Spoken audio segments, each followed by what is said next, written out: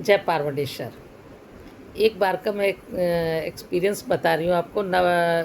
इसके अभी से 2 साल पहले मैं ज़्यादातर नवरात्रों में हर साल गोवा वाले मठ में जाती हूँ। वहाँ पे माता गायत्री की स्थापना है, उनका भवन है, हमारे सदगुरु ने वहाँ पे बनाया था। तो वहाँ पे भवन है, तो वहाँ पे जाती हूँ। नवरात्रे वहाँ के मुझे बहुत अच्छे लगते हैं, वो जिस तरह से वहाँ पे होता है बहुत अच्छा लगता है हमको, तो ज़्यादातर जाती हूँ। तो मैं गई हुई थी, उसके बाद मेरा मन हो जाता है तो मैं ज़्यादा भी वहाँ पे रुक जाती हूँ। तो उस बार मैं रुक गई थी थोड़ा सा, तो रुकी हुई थी। और भी वहाँ पे लोग आते हैं, हमारी गुरबहनें और भी आ जाती हैं, तो हम लोग वहाँ पे रुक जाते हैं। नवरात्रों के बाद में थोड़े दिनों के बाद में वहाँ पे और भी दिवाली वगैरह आने का टाइम हो जाता है, तो कभी इच्छा हो गई तो दीपावली पे भी वहीं पे बने रहते हैं। बहुत अच्छा लगता है मठ में। हमको तो वहाँ की जो पावन इतना लगता है, इतना प्योरिटी वहाँ पे हमें लगती है कि ऐसे लगता है यहीं पे ही बने रहो। और जबकि ऐसा कुछ नहीं है कि हमको बहुत ज़्यादा, ठीक है, हम लोग ज़मीन पे ही बैठते हैं वहाँ पे सब कुछ, लेकिन वहाँ बहुत अच्छी अच्छी चीज़ें, बहुत नई नई चीज़ें देखने को मिलती। जैसे एक एक्सपीरियंस मैं बता रही हूँ कि हमारी और भी गुरबहनें आई हुई थी बाहर से। हम लोग ज़्यादा लोग हो जाते हैं नवरात्रों में, काफ़ी लोग बाहर से आते हैं, कोई कहीं से, कोई पूना से आ रही हैं तो कोई कहीं और से आ रही हैं, कुछ लोग तो रुक जाते हैं वहाँ पे। और हमारी गुरुमाता भी वहाँ पे रहती हैं।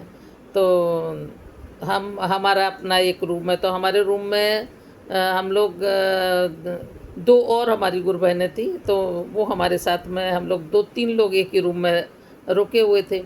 तो एक बार की ऐसी बात है कि रात में हम लोग सोने के लिए, वो सोने के लिए देर से आती थी, वो ज़्यादातर बाहर बैठ के बातें बातें कर रही हैं, और हमको नींद जल्दी आती थी, तो मैं जल्दी आ जाती थी रूम में।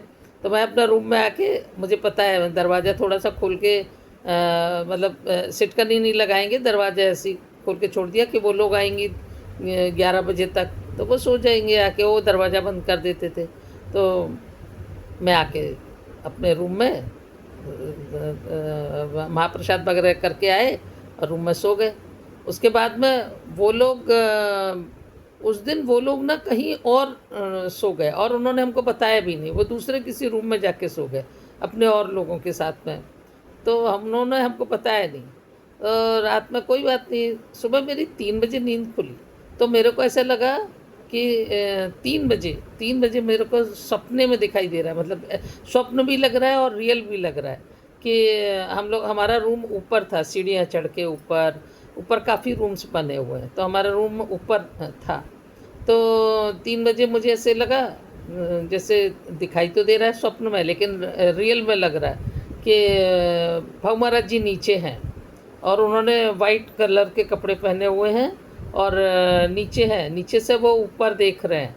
और फिर उसके बाद उनको हमने घूमते हुए देखा, तो तभी मेरी नींद खुल भी गई। आँख खुली तो मैंने कहा अरे रात में 3 बजे, 3 बजे तो बाबा जी कभी भी बाहर आते ही नहीं हैं, बाबा जी कैसे नीचे हैं। तो मैं उठी, उठ के मैंने खिड़की खोली और खिड़की खोल के नीचे देखा, तो नीचे तो कोई भी नहीं था, पर लाइट जल रही थी, कोई नहीं, पूरा खाली पड़ा हुआ था। पर मैंने तो मतलब देखा तो सपने में ही था, रियल में तो नहीं देखा था, लेकिन ऐसे लग रहा था जैसे रियल में ही देखा। तो खैर कोई बात नहीं। उसके बाद मैंने देखा दरवाज़ा मेरा भिड़ा हुआ था, सिटकनी नहीं लगाई थी मैंने, तो मैंने उठा के सिर, मैंने कहा वो लोग आए नहीं, सोने के लिए आते थे वो भी आए नहीं।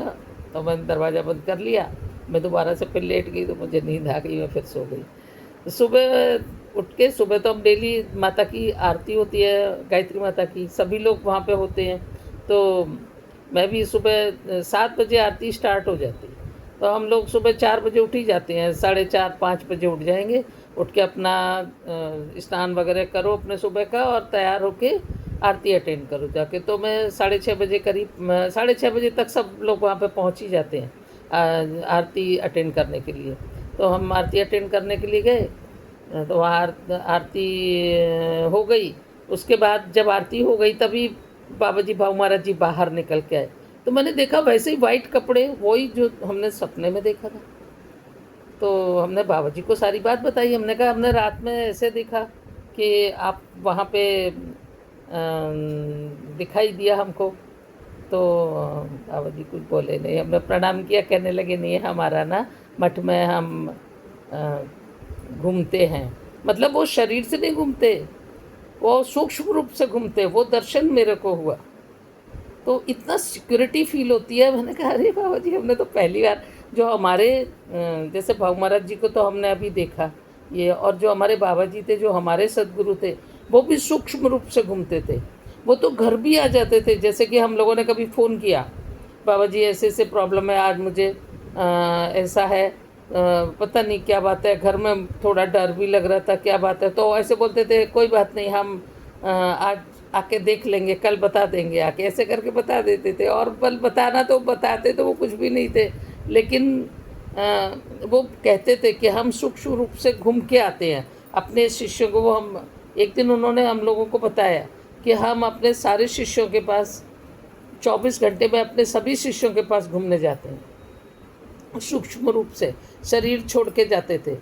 और अगर किसी को कुछ ऐसे है और उसने जैसे कि बाबा जी कुछ प्रॉब्लम है, कुछ भी है, तो वो बता भी देते थे कि हाँ हमने देख लिया आपको प्रॉब्लम थी ऐसे।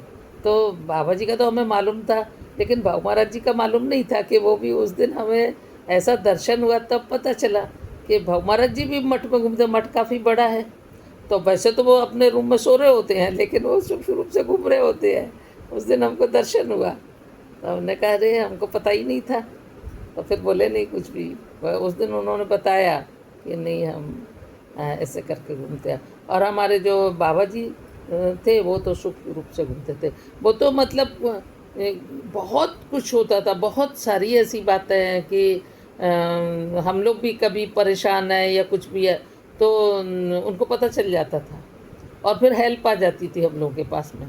तभी बाद में बताते थे कि हमको कोई भी भक्त हमारा हमें परेशानी में है, हमें याद कर रहा है, तो वो हेल्प भी करते थे और वो सूक्ष्म रूप से घूमते थे। कभी कभी तो दर्शन भी दे देते थे आके कि हम हैं, चिंता मत करो, हम साथ में हैं आपके। ये हमारे सदगुरु के साथ भी होता था। लेकिन भाऊ महाराज जी का तो हमने अभी देखा, अरे ये तो बाबा जी भी करते हैं ये चीज़ें। तो इतनी सिक्योरिटी फील होती है ना वहाँ पे, जैसे आश्रम में सिक्योरिटी की फीलिंग आती है।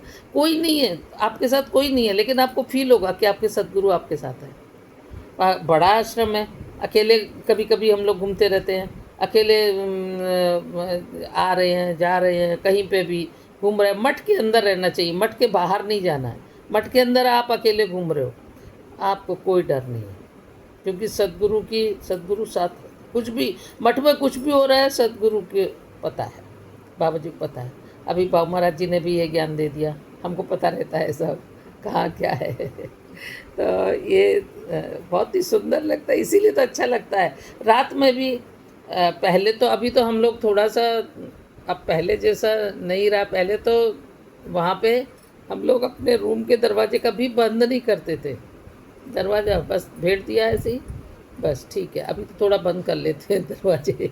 तो पता नहीं, ऐसे डर नहीं है कोई, और फिर भी कर लेते हैं बंद कि नहीं, रात में सोने से पहले दरवाजे भी बंद मत करो, कोई डर नहीं है वहाँ पे। कितनी बड़ी बात है, मतलब बहुत ही अच्छा है, बहुत अच्छा लगता है। सिक्योरिटी की तो बहुत सिक्योरिटी फील होती है, ये चीज़ है बहुत ही। ये बात तो मैं बताना चाहती थी कि ये अभी ये तो बहुत ज़्यादा पुरानी बात नहीं है, अभी 2 साल पहले की बात है, मेरे को याद था। बहुत अच्छा लगता है। पारवड में भी सेम होता है, पारवड में भी हम लोग जाते हैं, इतना बड़ा मठ है, कहीं पे भी आप घूमो, आपको कोई डर नहीं होगा। अगर आपको कहीं पे भी प्रॉब्लम होगी तो सदगुरु चाहे कहीं भी बैठे हों, उनको पता चल जाता है, और उनको पहले पता चल जाएगा कि आप कहाँ हो। आपको चिंता करने की कोई ज़रूरत नहीं है मठ के अंदर, रात में भी दिन में भी ऐसा है। यही तो अच्छा लगता है। यहाँ पे तो हम लोगों का घर है, हमने कितनी सारी सिक्योरिटी लगा रखी है, कैमरे भी लगा रखे हैं, सब कुछ लगा रखे, तो भी डर लगा रहता। मठ में तो ऐसा कुछ नहीं है, मठ में तो सदगुरु है, आपको कोई चिंता करने की ज़रूरत नहीं, ऐसा है। तो बहुत ही अच्छा लगता है वहाँ पे। और भी कुछ अभी याद आएगा तो फिर से हम वीडियो बनाएंगे। जय पारोडेश्वर।